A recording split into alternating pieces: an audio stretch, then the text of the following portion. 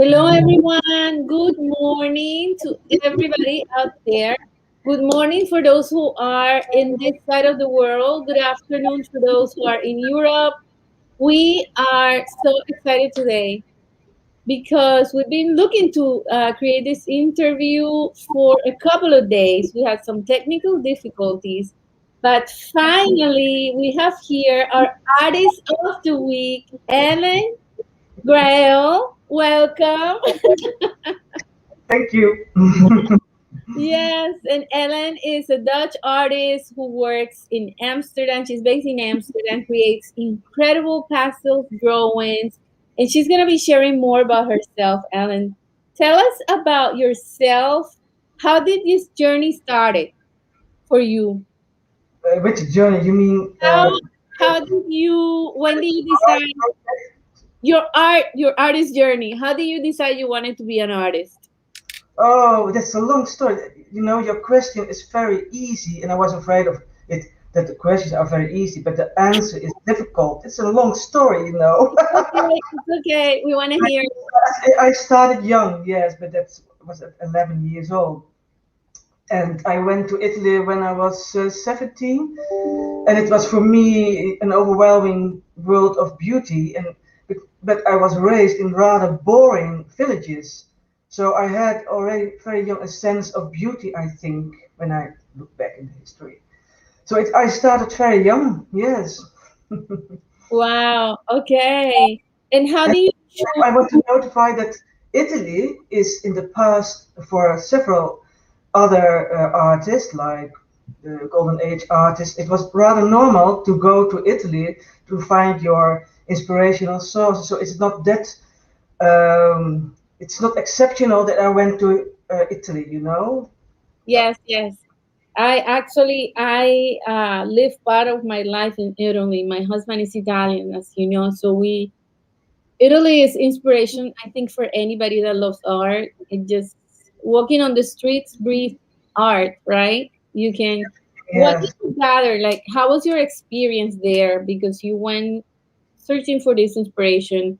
What what was the experience being in Italy for you?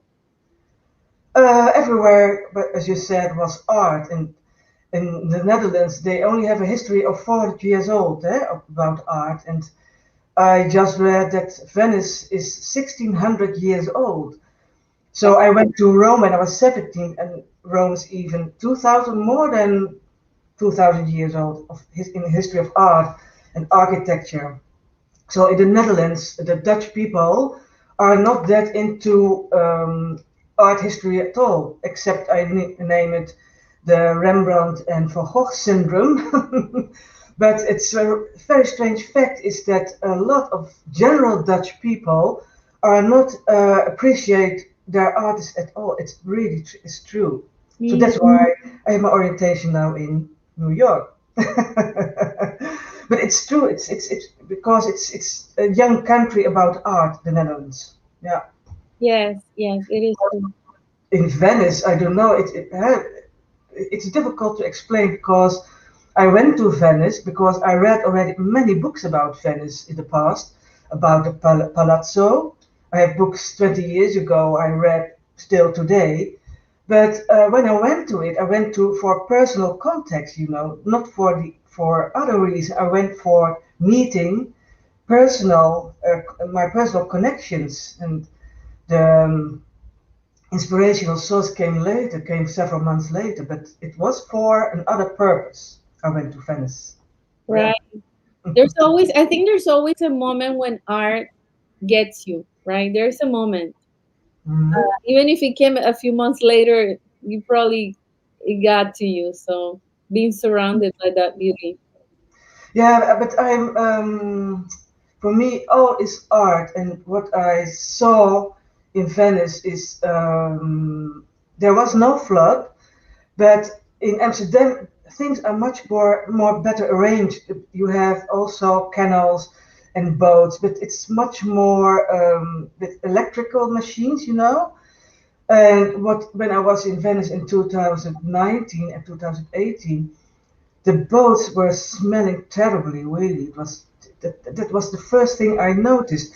and I was sitting on a terrace, and there were boats floating by with loads of tourists and shouting and making a lot of noise. And I wanted to try to enjoy my coffee or a meal, but it was a very strange. It has nothing to do with beauty, The tourism is terrible over there, and we know all that the water level is rising the coming years. And when I first went to 2018 to Venice, I went to the station, and beside the station there were marks on the wall about what's going to happen when they are doing nothing about the protection of the city. It was rising, like a sort of kind of second Atlantis. That's the future. So it's going to rise. I don't know how much when it's several centimeters, but the prediction is at the end of the century, 1 meter. Yeah. Yes. And the Dutch are very good in water management over all the world. So yeah, so there are we very good in the Netherlands. Uh, Yeah, so it's true. how now you choose to do pastels? That's your medium. That's your medium of preference. What do you enjoy about it? This not a very wide, very good image. Yeah. I don't know what was the question again. Yeah. So why do you prefer to create with pastels? I don't understand your question. Sorry. What is? Your drawings. So you prefer creating drawings with Yeah. pastels. Pastels. Yeah. Why do you enjoy that more than That material. yes? That's also a very long story. Looking back a long time when I was on the art academy. At first, it's easy material, and you can take it everywhere with you. When I should have my work in Venice, or I have a project, I can take my pastels, some water, a bottle of ink, some pencils, paper, and that's it. So it's a poor material with, I hope, a good result. But it's very easy and it's cheap too. It's cheap too, except Yes, for gaming. But yeah, it's very easy material, and I like the picturesque effect. It looks a little bit more like a painting, but it's still mixed media on paper right. because of the base of washed ink. You get over it the colors, and then you get that picturesque effect. But it's rather old-fashioned method because old masters made their paintings with a under layer of grays, and over that, on top of it, they use their colors. So it's really the same, but then mixed media on paper. So, and I love all kind of pastels like the Italian Rosalba Carriera in the 18th century and Cantane Latour. They're really masters, really, really great. So, but I like paintings too. But this is more, it fits to my character. I like to work very fast and with a lot of energy. And you can make, when it's not right, you can make your improvements very easy. So That's that's the it. reason.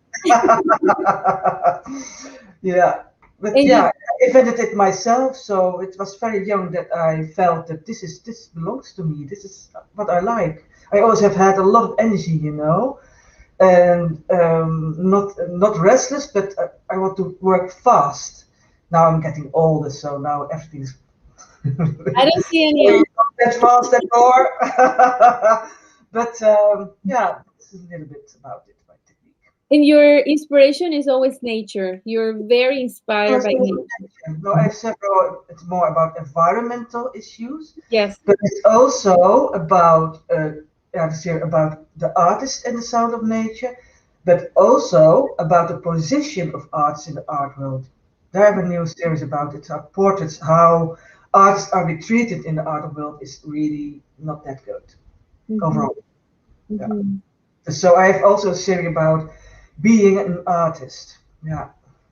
yes, it is challenging. It is challenging being an artist. It is. It's very difficult. The creative process is completely different. It's a world full of emotion, but the world outside has nothing to do with it. Of course, the appreciation, but it's about money. In fact, yeah, you have to earn your money, but it's a really hard and difficult world. Really, yeah, Yes, yes. it's a difficult one. I think that the beauty of being an artist is our resilience, and we just keep going, right? There's inspiration is stronger than anything else, so you just keep going because it's It's that also the life. problem. Yeah, it's also the problem of that everything is possible. So there are not you have no art streams like the wild Italians or the wild Germans in the past. Now everything is possible. So that's for the artists now very difficult to find their ways to find where do you have to go to promote my art. But where does it belong to what kind of stream or where do I belong? It's now much more difficult because you're yeah, we say in Dutch vogelvrij. That's, but I don't know the word in English. But you're too much free as a bird. You know, you can fly everywhere around. It's so to find your directions is you need your connections or have some luck.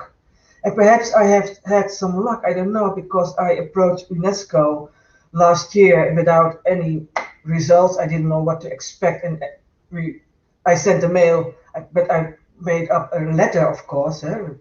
And 3 days later, I had their appreciation. 3 days later, it's really fast, you know.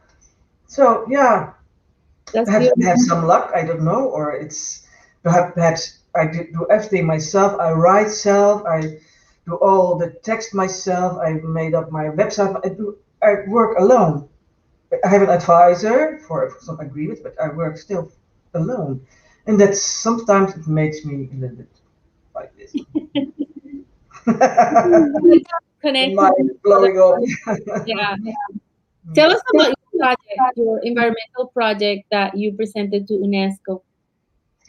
uh, yeah, I wrote last year that I thought so when UNESCO is appraised it. I wrote my green art project, and you can see some words on my website. And it's about the Waters of Venice series, especially the Waters of Venice series, and it's about the rising water level. But it was when the flood was going on. A colleague of mine, she mentioned on Facebook, she said, "Your pastel paints, the Waters of Venice, is very topical, it's very actual," and I wasn't that aware. So that was before my connection with UNESCO. So I wasn't that aware. That's the problem. You make it, but that you are aware what you are doing is because of that colleague of mine. I'm very thankful for her. It was very great that she made that remark. So yeah. Great. So now I'm trying to make to promote it, and I made preparations and find partnerships to make this art show possible. Because yeah, I need of course art investors, and Yeah. you have to pay for the venue, you have to pay for the transport, etc., etc. So it needs money to What make is it. the venue? Where is the exhibition going to take place? There's a yeah, I had an overview of venues by Venice Art Factory, and they have several ones, and one is in particular is Palazzo Palazzo Malvasia, if I say it right because it's Italian, but has a Malvasia, and that is in the center, close to the St. Marco place, Piazza, and it's an gallery-like venue. It's an old building, but it's completely new because before there was a gallery, and yeah, it broke Mm, down, stopped. But it's extremely beautiful venue, really very professional, and it's just like a gallery, you know, with beautiful blank white walls and good lighting. That's important, you know, to that the light is very right. well. So that's my priority. My choice is Palazzo Malvasia. I hope I say it right Okay. in Italian. Fantastic. Fantastic. I look forward to that Yeah, exhibition. yeah. Is there a message that you would like to share with the viewers today before we go? A message? I Yeah, think anything you want I to told you a lot already. I hope that for a lot of other people, artists, that they can find their ways too. And when I am in a better position, yeah, I know some colleagues with very beautiful artworks on paper, but that's my specialty too. That I can be a help of them too. I hope. Yeah, Alrighty. yeah. Well, thank you Help so each other. much. Thank you so much, Ellen. It's great Thank having you. you. Bye. Yes, and for everybody out there, thanks for tuning in to our International Start of the Week show. I'm so happy that we got to share. You're gonna see the website for the artist on the screen right now. It's ellengrail.nl. Ellen Grael NL. And then visit the artists, support the artists. You know what it is. The artists need a lot of support. One kind or just a feedback inspires the artist to keep going. And we need that. We need to hear you. So send us your comments, send Ellen your feedback, and don't forget to stay inspired. No problem.